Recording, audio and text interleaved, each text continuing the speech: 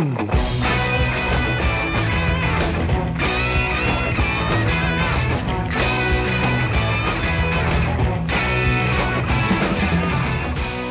to the GESTALTEN Podcast, presented to you by Concept House Innovation Consultancy, your number one source when it comes to consulting services within the design transportation industry, as well as academy services for your needs and your development of your staff. My name is Martin Groschwald, and in this episode, which for us here internally is a very big one because it's the 50th episode of the GESTALTEN Podcast. I never thought that we're actually going to get that far, but thank you very much to all the listeners and supporters of our little show, and I hope you enjoy it for the next 50 as much as you did for this 50. And this is a first for us as well. This is the first guest who's been on the podcast for a second time, and we're talking about Christian Eckert, the CXO of Icon Mobile in California. And we actually started talking about his job title in a little bit more detail, which is the Chief Experience Officer.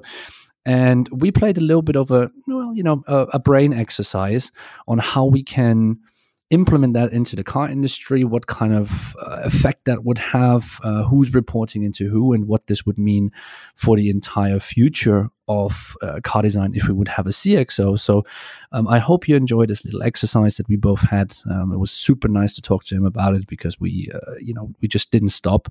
And let us know what you think, and let's go.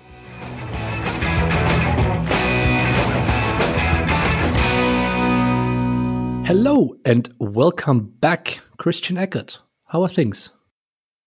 Martin, thanks for having me again. Always a pleasure. Again, indeed it is. And obviously, to the avid listener of the GESTALTEN Podcast, they know you already. So I'm going to leave a little bit of an introduction out of this already, and we jump straight into what we want to talk about. And a small disclaimer to all the listeners that are maybe a little bit more in the area of physical design and a little bit of exterior and interior. We have a little bit of an experiment in front of us now, Chris and myself, because Chris's official job title is Chief Experience Officer. And when I saw this on your signature, on your email, I found this very interesting, and you obviously told me that this got you quite a few conversations as well. And we had a little bit of a pre-talk, and we talked a little bit before about this as well. But I really want to jump into this, and I want to ask a question up front, just to kind of say for our listeners to understand what we want to go towards. And if you work on exterior design, interior design, color and trim, the question of this episode is, what would happen if your boss is not a physical designer anymore? What if your boss is an experienced designer? What if your boss is a chief experience officer? So, that's why I invited Chris again to have this episode on the podcast. And Chris, why don't you just try to define a little bit what you understand as a chief experience officer before we dive in much more deeper in this role and what we believe this role might be in the future? Sure. Yeah. I mean, I think the chief experience officer overall and in general is really an executive who's responsible for the overall experience of an organization's services and products. So really making sure that every aspect of a user's interaction with a company and a brand and its products and services is great at the end of the day. So it's really making sure that all the touch points and across all the entire customer journey, the customers and the users have a great experience. And because the CXO, if we put it that way, is something that we really haven't come across in today's world. But what we have come across more and more now is the CDO, so the Chief Design Officer. What's the difference for you when it comes to the CXO to the CDO? That's a good question. I would say, first of all, if an organization has a CDO or C Design Officer, that's already great, because design obviously is very important. So to give that priority in an organization is already great. But I think the main difference to me between a CXO and a CDO would be that the chief design officer, with its very important role, really focuses on creating a beautiful product. Focuses really on the aesthetics and brand, both maybe digital, but also from an analog perspective, the physical experience. But the chief experience officer really would then more define what is really important for the customer and the users. What is the experience that we want to create? What are the feelings we want to create? So the CXO has a way deeper focus on user experience, not just, so to speak, the aesthetics, but would then work very closely with the chief design officer and also the chief product officer to define, okay, what are the product features, what are the design experience we want to create, and that ideally this would happen across all the touch points. So the CXO, for example, in the mobility context, would not just focus on the car. That's one part, but that person would also define experience across all the channels, from the car to your mobile phone, to the website, to the charging station, to the experience on a booth at a show, for example. So really across all these touch points, and then would work closely with the designer and also would help define priorities. So what is really important for the user at the end of the day? What makes a difference and helps create this great experience, and also helps create more revenue at the end of the day? Let's take this a little bit further. Because you just mentioned, obviously, the CXO, you mentioned it's the CPO, which is the product officer, and the design officer. Now, if I were to ask you about structuring this, so if we would start a new car company or like any kind of product company and develop something new, would you say the best setup is the chief experience officer has the product and let's say haptical physical design or design person under his or her belt? Would they be on the same level, or where do you see the most efficient structure for something like this to happen? Because I think if we look into the car industry nowadays in particular, but also in like the product industry, companies like Apple and stuff like that, they have all these guys, and oftentimes it's the design and then it's the UX reports into design. So there's a certain kind of structure and hierarchy already. So if you want to disrupt, if you think that we have to do things differently, how would you structure it where you believe this is the best way to push it forward?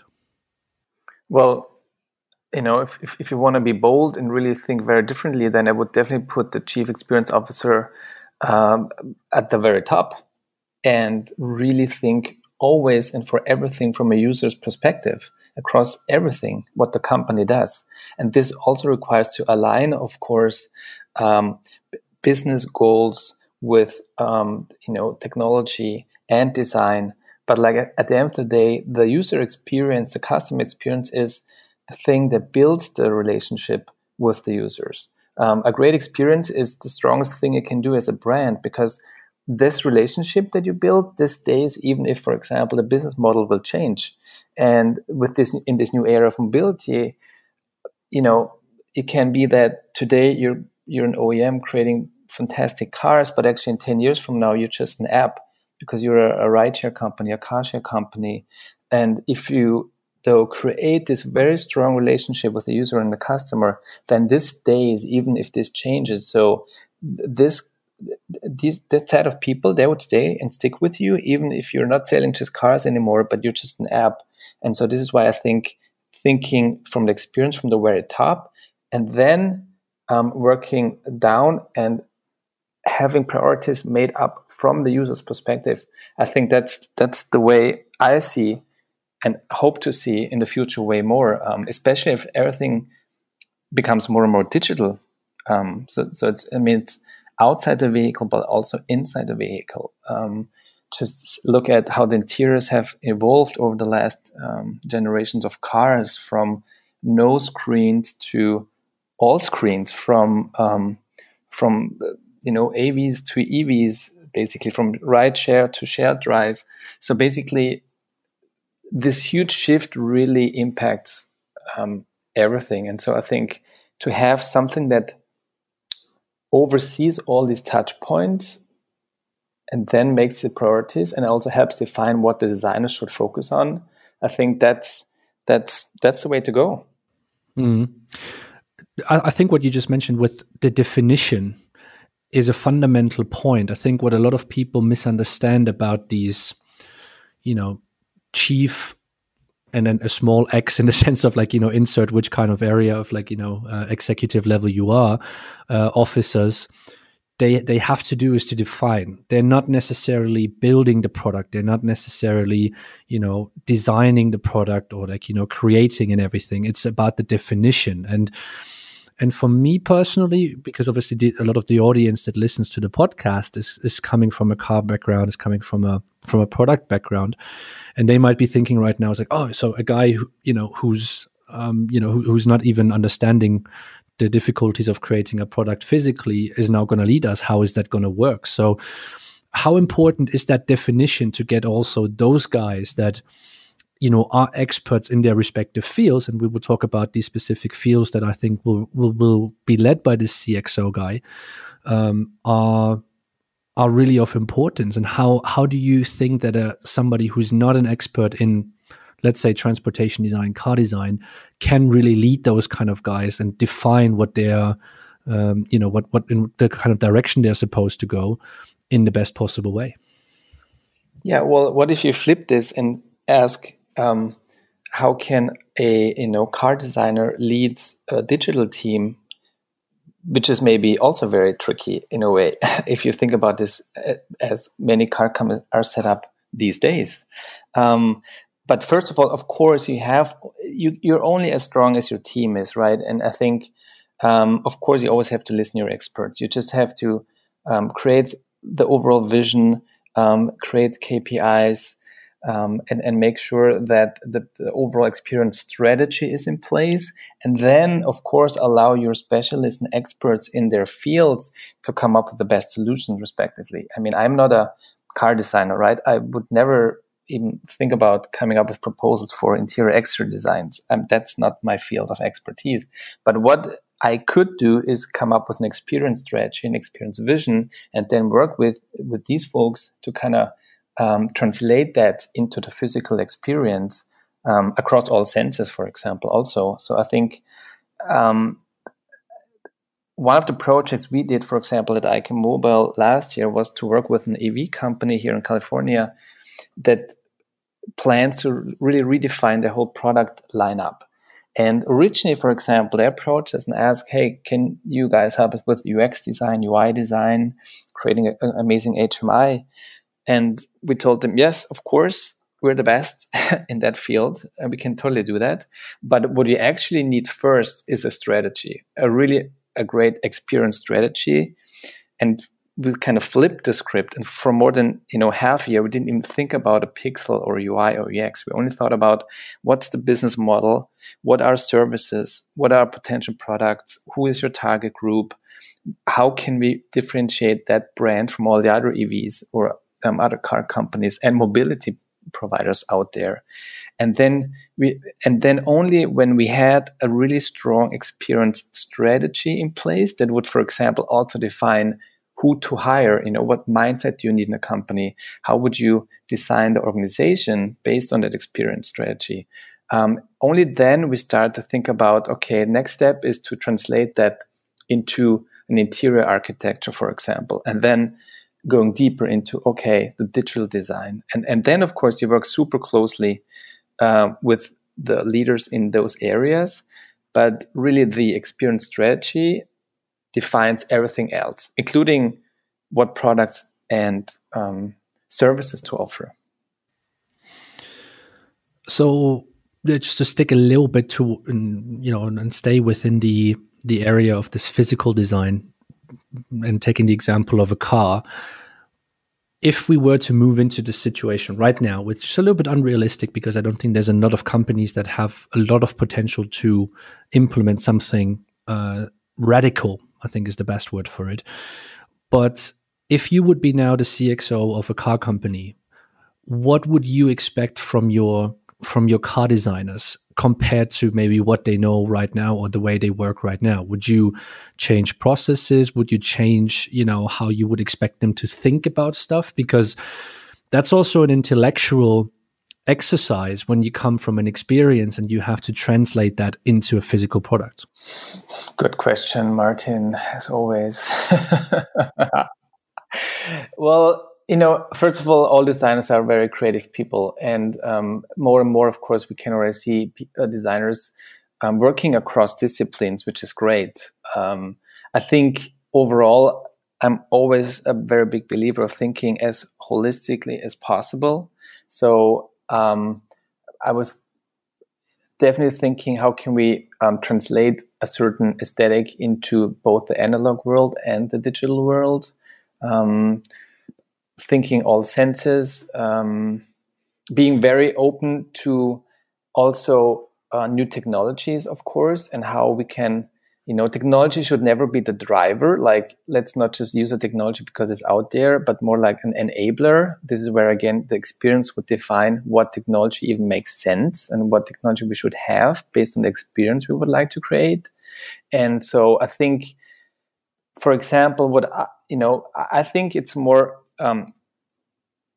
bringing more disciplines together, working more holistically, less silos, which we still have oftentimes. And this, for example, also in our studio, I don't necessarily hire UI designers anymore or UX designers, but it's a digital product designer, and the UX designer has to also think about UI design and vice versa.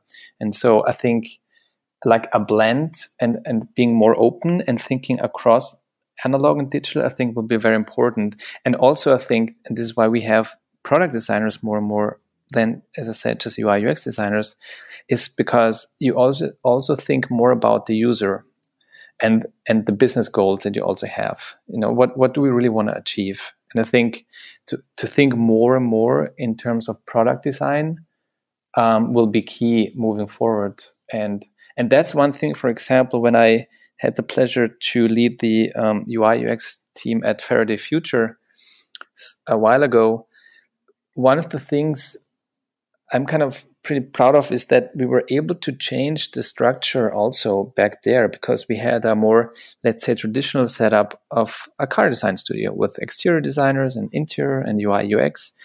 But we put a lot of focus on, let's change that and let's become more a technology company that does also mobility, and instead of being a car company with some tech. And so we kind of transformed the UI UX design team into a digital product team, which is what you would find more at Google, Facebook, and so on. And so this means that within the digital product team, you had UI designers, you had UX designers, but most importantly, you have product owners, product managers who define the features based on the overall experience vision, and software developers. So you have the teams working together, executing against the experience vision.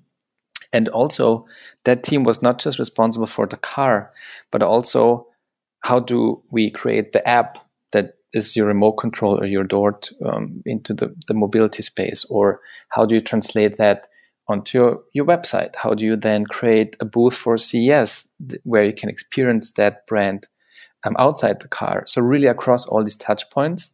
And I think that would be my dream setup. And that still was working very closely with the exterior and interior designers and color material, because it's really only as good as good as the team is working together holistically. You mentioned something which I always find very difficult, which is the silos. And of course, whenever you have teams that are specializing into something, silos are almost created, like right away, because they think like, oh, we have to do this and we have to do that. So nurturing and, enforcing this kind of non-silo thinking is, of course, one of the biggest challenges that management in general has. But if we were to take this idea of a chief experience officer, and we already said that probably in this context that we're talking at the moment, the product design, the haptical design, the physical design would be also under the CEO. What other areas would you say should report to that kind of position?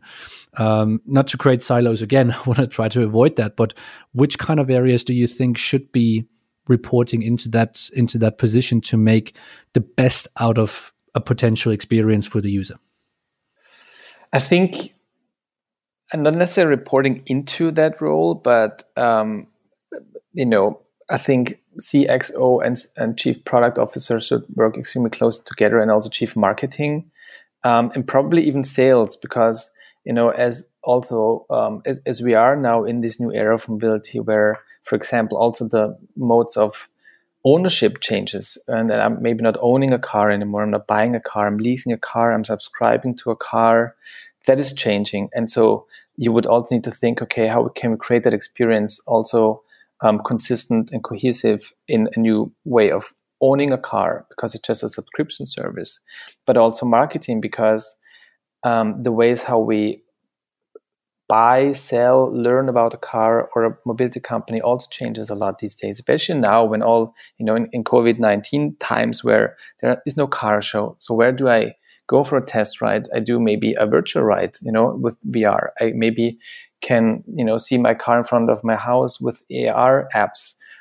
We create maybe virtual shows that I can go and experience a brand. And all of that needs to be speaking with the same language and the same brand and user experience, basically. And so this is why, the CXO should probably not be the super duper position, because again, it's really bringing everything together.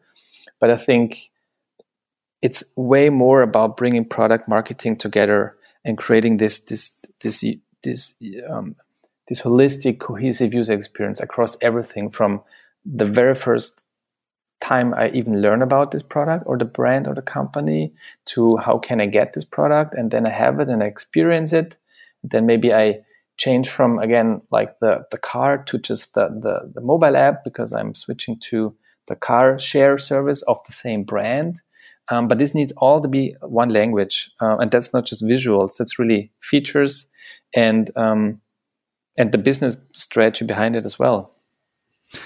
It's interesting that you say this, because like if I put this structure into my head and try to explain it, it almost seems like you have, obviously the CEO, somebody needs to be in charge as well, but you could define it a little bit further. You could even say, like, we have the chief experience officer, and we have a chief technology, or like a chief engineering officer, or manufacturing, or something like that, depending on what it is.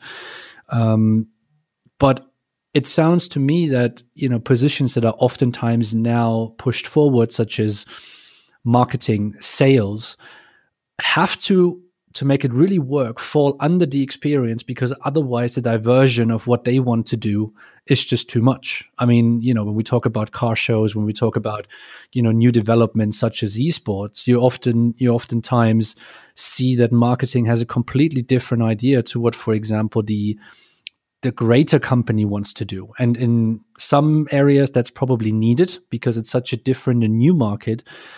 But it oftentimes then sees like, oh, this is different, or like, is this is really fit into the kind of process. So what do you think about this? I mean, realistically, I can see, okay, product design, or like, transportation design being parallel to that. I could get that, but it's almost like marketing and sales needs to be under the experience to really be implemented in the best possible way. That would be ideal. Yes, that would be ideal. But as a first step, if we have one holistic experience strategy that really defines then also how to execute marketing initiatives, sales initiatives, and everything else, that would be already a great first step. And of course, to come up with this experience strategy, by the way, that's not what only the CXO and the team would build, but that is where all the stakeholders come in place, which is really, really important. So when going back to this project we did last year, this was not like just the design team coming up with an experience strategy. It was the opposite. It was really us leading efforts, talking to the CEO, the marketing officer, the design officer, the chief engineer, everything really, and bringing this all together, bringing all the needs and goals together, but then unifying it into a holistic experience strategy. So you have the buy-in from everyone from the very beginning, because you need that input from the different departments. But yes, then to have someone who makes sure that everything is cohesive and speaks the same language and supports the same goals, to reach the same KPIs, yes, of course. If you have a very strong CXO or CXO group at the top, that would be perfect. Where do you see development points in that? Do you think that this position would also push for new areas to be worked on? I mean, we can talk about service design. We can talk about, implementing things into. I've mentioned esports earlier because the new PlayStation 5 was just presented, and Gran Turismo is going more and more into this esports, of course, and there's much other games and stuff like that. How is that leadership of these new ideas, in particular with service design and also business design? Yeah. So what can the business be in the future? Which kind of other, income methods, revenue streams can be created to that? What is the best setup for this? Is this like, the CXO is leading that with the strategy, or do you also have to continuously adjust the strategy because the teams come up with new ideas and keep that flexibility into the company? Well, these days, you always have to be flexible, as no one really knows what will happen in 3, 5, 10 years. As we can see right now, right? Like, who would thought we would be in this situation where we are right now globally? So, of course, you need to be extremely flexible, but you also need to be very dynamic and fast because everything changes so quickly. And therefore, you need to have a very strong strategy and a very, very strong vision, because as long as you have a very strong vision where you want to be and you're flexible enough how to get there, you can always adapt, which I think is very important. And I think it's also about having, doing small steps and being and launching something, really bringing more the approach from the tech world into the mobility space. And it's changing. And I know it's super tricky sometimes because it's not necessarily about shipping the perfect car anymore. As you can see with Tesla, Tesla definitely not, the most advanced exterior design or the highest quality build. And even the software has some bugs sometimes, but people don't care. This is why Tesla is still the most valuable company in that space. Because why? Because they accept the fact that, yes, a month later I get a software update and maybe have even more range, or I get a new feature, and it constantly kind of like delights my experience because it's being improved on and on and on. Of course, it doesn't mean they should ship a shitty product, right? Of course, but you can really focus on a few things first, really master them, and then go from there and learn and learn. And this is why I think, coming back to your question also regarding future initiatives, absolutely, I think the CXO should totally drive that, because, again, I think you might change as a company, even though it's very tricky and very and it's maybe a long process, but maybe you have to become an app. And I know this can be, sound frightening and everything, but maybe this is where you, in the long run, actually are going to survive and actually generate better revenues, more revenues, and then grow again. And you just need different people. By the way, it doesn't mean that the shift to digital means that you need less people necessarily. You need different types of people probably, because you need to build different departments with different expertise and skills. And the thing what also comes in place here is that it's less and less about just one company doing something on their own. It's way more about an ecosystem, and you partner with other brands. You need to bring in the best of other areas, especially in the digital space, because I'm expecting that my digital life is also seamlessly transferred into the mobility space, because I want to listen to my Spotify, I want to watch my Netflix in the car, I want to pay with my PayPal at the drive-in of Burger King or whatever. And so you need to be able to create that ecosystem of all these other partner experience, but still make sure that you as your company are very strong and build this relationship with your customer at the end of the day and user. Obviously, we're talking in this, I don't want to say utopian world. It's probably utopian right now, exactly in terms of what we're talking, but thinking this a little bit further, and we've discussed this before we started the recording a little bit, we actually see this happening in the next 5 to 10 years, that this position, such as a CXO, could become stable in a lot of companies. But which industries within, let's say, the mobility sector do you see most likely to adopt a system like that? Is it, I don't know, like an Uber? Is it like, I don't know, a BMW? Tesla is a little bit of a hybrid of a lot of things as well, so let's exclude them. But is it more new companies or like new technologies that will adopt that, or will it be the old school ones because they understand that they need to change something? Well, everyone has to. That's actually pretty clear to me. It's, it's like the new ones for sure. If you are an Uber or whatever rideshare company, for example, this might be already in place. I don't know exactly the org chart of Uber, but I could imagine that someone thinking about holistic experience has a very important role there, I hope. And then they don't have actually physical products yet. They do have maybe some, shared e-bikes or scooters, but of course nothing that is as complex as a car yet. But then if you think about, Uber Elevate, when you have flying cars, flying taxis, and so on soon. So I think then if I would be Uber, of course, I would also coming from that Uber experience and then help define what the physical representation of that would look like. And same going the other way, because yes, even though we can see, unfortunately, that for many reasons, a lot of more traditional car companies now going back to, let's say, just doing great cars, which is also great, but like, stopping sharing, car share, ride share, and whatever, all these programs, and really go back to just be, so to speak, a car company. Even I still think the future will be more diverse. The future will be more multimodal. The future will be more than just even the mobility experience. And this is why what you brought up earlier with esports, like we are, for example, just right now creating a new kind of a game in that, or a new entertainment format in that space where, we bring together like gaming, esports, but also something physical, which we're going to launch in a few weeks. And why is this interesting? Because this is where the car companies can reach a totally new audience, for example, on Twitch, and can promote their product experiences there in a totally different way. And so I think these kind of things are as important as the product experience itself. So I think the more holistic, the better. And so therefore, I think even if you are, so to speak, just a car company, a CXO will be super important, because there are things you will always have. And the digital revolution, that's not going to stop or pause.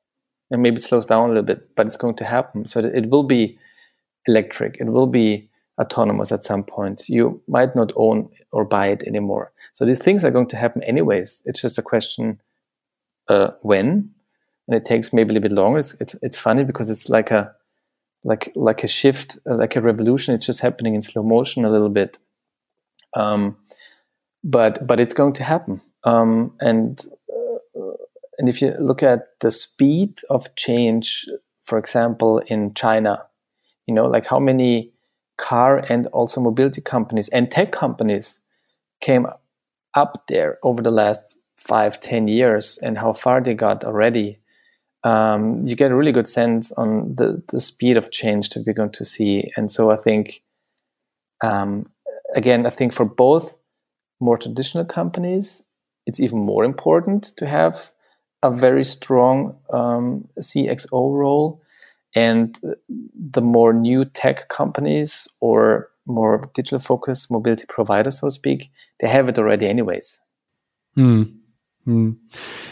want to like touch on something that you've mentioned earlier, which was the idea of physical and digital and going more and more digital. And in your perspective, as somebody who is a chief experience officer, but elevate yourself into, let's say, I don't know, you work with Lamborghini, and the reason why I mentioned Lamborghini is because they recently announced that they're not going to go to any more car shows. And how important in this kind of experience level will be the digital versus the physical side, and physical not only in terms of the product, because of course, if you have a phone in your hand, if you have a car that you get into, the physical perspective is very important. in general, but this kind of idea of getting to know the product without owning it or without using it, becoming in awe with something or getting familiar with something. Is that something that can be achieved completely digitally, or would you say we need to stick to a certain physical presentation? I mean, Munich has the Munich Motor Show from Frankfurt next year that moved down here. Is these kind of physical shows, like, getting closer to your potential clients, even important when you have a subscription service? And will it be important, or will it only be important for higher level companies, and then they just do it differently, as what, for example, Lamborghini just decided in doing private shows? Well, I think I've been on hundreds of car shows in the past, and always had a great time on the one hand, but at the same time, it was for me never possible to even I always saw just a friction of everything that was on these shows. They're huge, like hundreds of cars. They're all polished, like hundreds, thousands, millions of people. You can't really get into the car even. So I think there's a room and a place for both. I think as augmented reality, virtual reality, mixed reality, these experiences get more and more also. By the way, because now everybody's at home, everybody's video conferencing, everybody is shifting into digital space. So there's also a huge shift in that space.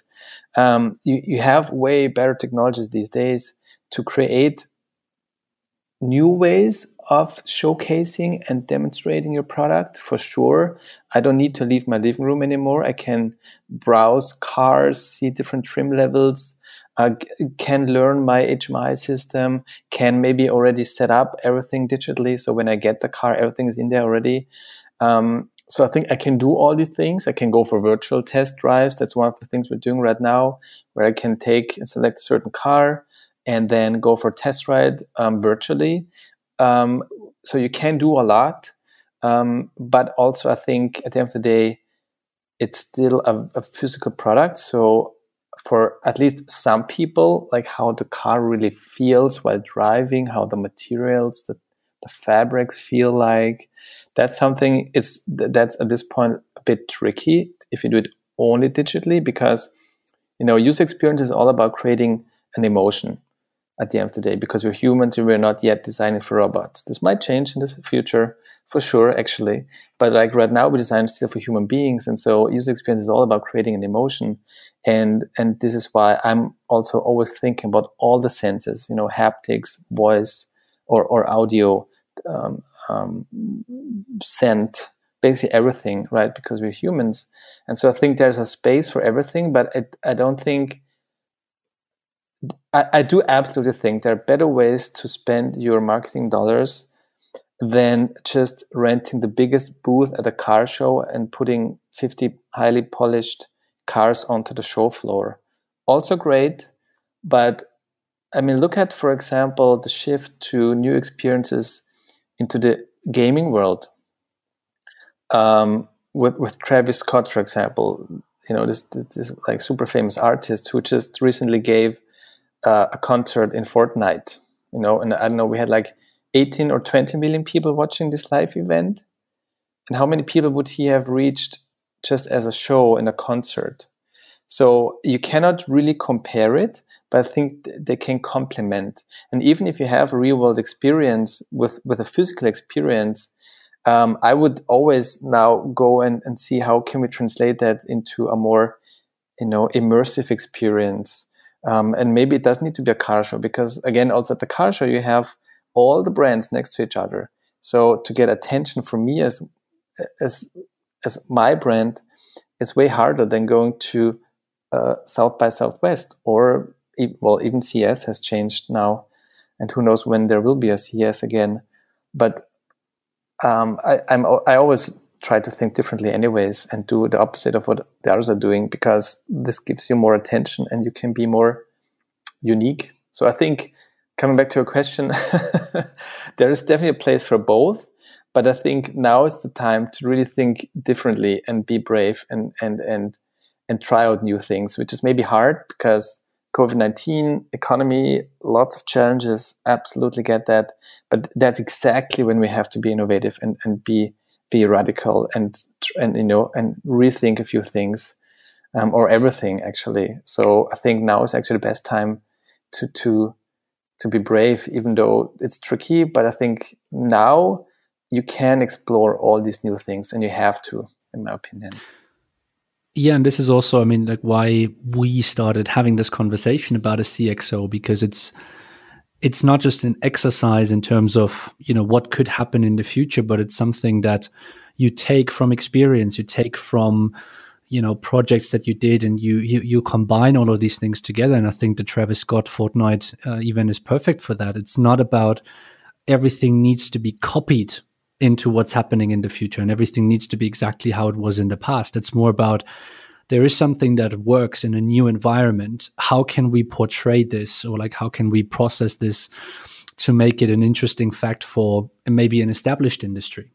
Because I always have the feeling that these established industries, like, manufacturing has picked it up a little bit more with, the Industry 4.0 and all these things, but especially car companies, product companies that have been doing the same thing for over and over again, and it was more like a evolution than a revolution, now need to look outside. And it's of course not easy, it's difficult, but this, the more they look outside, the more they will understand, like, okay, maybe we have to adjust. And I think we're in this really interesting period at the moment, and with COVID pushing that and accelerating that, I think we will see a lot of development with a little bit of a delay, because I think it's not going to happen, right away or in 2020, but we will start seeing these very strong developments 2021, 2022, 2023. And probably we will be, remembering this in a few years' time and just like, oh yeah, like, we discussed about the CXO, and now it's like a normal thing that's happening in the industry. Yeah, you bring up a good point. For example, also retail. It's a car show is one thing, but would you now want to be one? I mean, who would like to go to a car show right now and sit in a car, touch everything that like 100,000 people have touched before? Maybe not so many people, besides just even being a space that's fully crowded. But even retail experience, even think about outside mobility, if you think about an Apple store, Microsoft flagship store, when you used to have just all these devices everywhere, like laptops, phones, tablets, and you could just touch everything, take it, use it. But this is going to change as well. So we're also working with some companies to think, okay, how to redefine the future of retail. How can you create a new experience in these cool stores, in these flagship stores, without having without just putting all these devices everywhere, and you can just click and touch everything. But how can you create something that's maybe even more immersive and more exciting than just the product itself? I mean, what is the value anyways, really? If you look at the iPhone, for example, fantastic, beautiful product design, great technology, but the value for you as a user is not the super polished glass or the aluminum frame or whatever. It's like the digital experience you have on top. Like your iPhone and my iPhone and everybody's iPhone is totally different, right? Like you have a very different experience, and one is very relevant for you with your iPhone, and I have one with mine. I wouldn't like yours, you probably wouldn't like mine.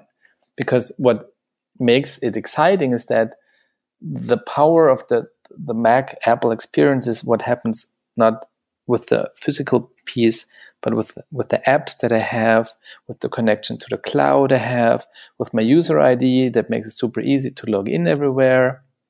It's seamlessly connected between my TV, my phone, my car. So that's what makes it really powerful. And I think we just see a shift to more and more of this. And yes, the COVID-19 definitely is also an almost like a facilitator, or it will push it for sure, I think. Yeah. So there are also good things in that. There's always an opportunity in every challenging situation. I think that's one of the opportunities we have right now. Indeed. And I want to finish the conversation off with not asking you the 3 questions, because you had them already, and I'm not going to ask you again. Simply speaking. But I was so really surprised last time. I didn't even know about these questions. That's part of it. It should be coming out of a gut feeling. Should be coming out of out of an emotion to have that as well. But I want to ask you one thing. If you could choose to become a CXO of any company at this moment in time, where, and I want to say this, where you would believe is the most change possible in product and everything that's related to it, which one comes to mind first, and which one would you like? First of all, I'm very happy where I am. Right, because and just let me tell you why. Because we work with different brands, which is amazing, but we also work across different industries.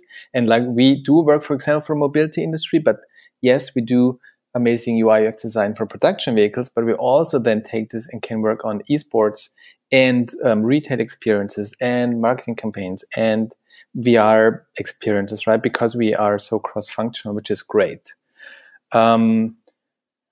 I think what is always important, and I don't even need to think about a brand necessarily, it would be, where would you have really the power to change something? Like, where would that role have enough energy and power and support to be really able to make a change, even if it takes some time? I think that would be the most important thing for me. If it's just like certain companies have certain positions just because it looks good if you write about it, but in fact they cannot really make or change anything. And so for me, it would be most important about to know how much support does this role have, how much power do you get, and how is the mindset of probably the rest of the company in terms of being open for change and innovation. And of course, that's your responsibility to kind of provide that vision and get everybody excited and on board. But every brand, every company with the right setup and energy can create amazing experiences. Any. It's just a question of how important is it and how much value do you put to this. And if it's not important to us, then I think you're not going to be successful at some point anyways. So then economy takes care of this automatically. Then let me ask you a little bit differently. If everything that you've just mentioned would come into practice at any kind of company, where would you see a development like this would be not necessarily most needed, but in the highest, to put this in the best possible way, which company do you think would or could make the biggest leap forward at this moment in time if they were to give all these kind of freedoms that you've just mentioned and stuff like that? Do you think that, one of them is, I don't even want to say underperforming, but there's so much more potential in them that you could say, like, for them, that would be great as an example? That's a good question. No, I don't want to be too specific, I think, about a specific brand, because, you have great people in every company, and sometimes they're just not being heard and don't get or empowered to really drive change. You have very smart, creative people everywhere. Of course, and by the way, a lot of companies are already trying a lot to kind of master this new era and the shift to the digital age. But I think it would be very exciting to kind of like go the other way around. If I think about, actually, what if Netflix would design a car? What if Uber, well, probably Uber is working on cars, right, already, but maybe not. But like, what if Spotify or Netflix or Disney would come up with a car, really coming from the full experience and thinking totally outside the box, and of course, having maybe the luxury to not having all this legacy of the manufacturing, all the processes and the structures. But I think to,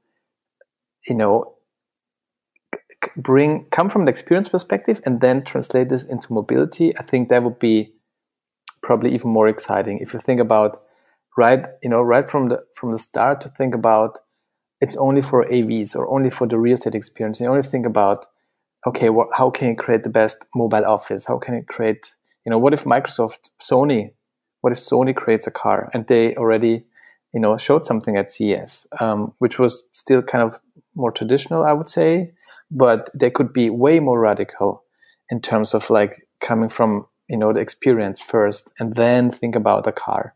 And maybe then you discover it's not going to be a car at all. It's something totally different. But I think that would be a pretty cool challenge, actually.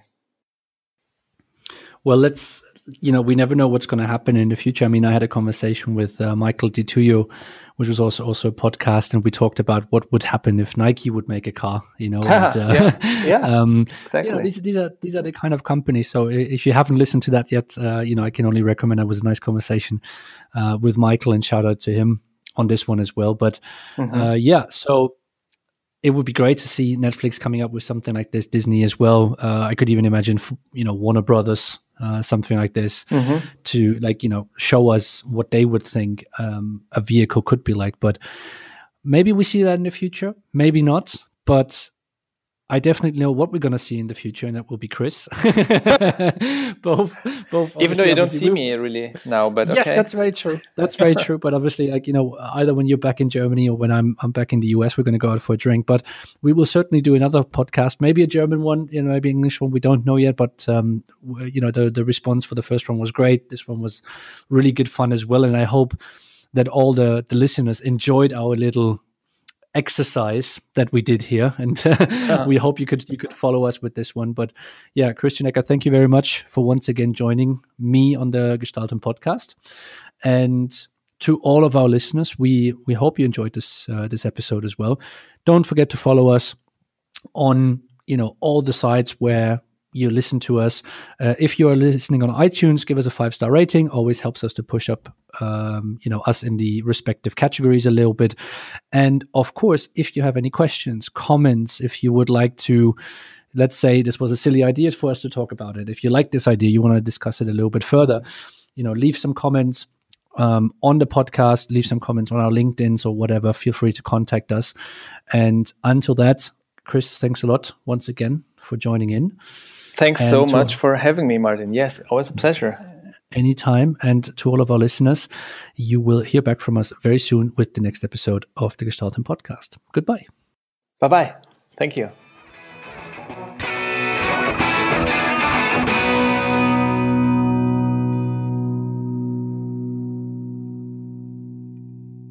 Hello, dear listener. It's me again, Martin, with a very quick announcement. And usually we don't do outros, but this is a very special occasion.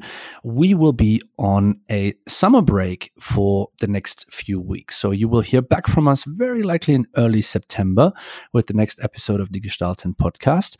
But in the meantime, we will enjoy some sun, some holidays, and hopefully, if the COVID situation allows us, a little bit of beach time as well. But in the meantime, enjoy the old episodes if you haven't listened to them. And don't forget to follow us on social media, connect with us on social media, and all the kind of rating systems that you might listen to us to. Give us a 5-star rating and enjoy your holiday. We certainly will. And we will hear you back again in September.